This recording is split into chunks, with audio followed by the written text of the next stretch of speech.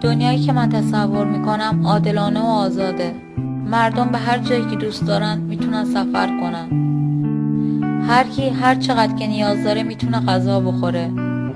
هیچ کس موقع راه رفتن تو خیابونا از چیزی نمیترسه. اینجوری نیست که پر از خرگوش و رنگین کمون باشه، ولی خیابوناش مملو از مردم شادیه که میرقصن. مردمی که پر از حس زندگی، یادگیری و رهایی‌ان. توی این دنیا همه میخوان فقط خودشون باشن و راه خودشونو برن. ممکنه دنیایی که من تصور میکنم به نظر تو موثق و دست نیافتنی باشه، ولی امیدوارم دنیایی رو که امروز من دارم فقط تصورش میکنم تو روزی توش زندگی کنی. قوانین حقوق بشر، قانون 28. دنیایی آزاد و برابر.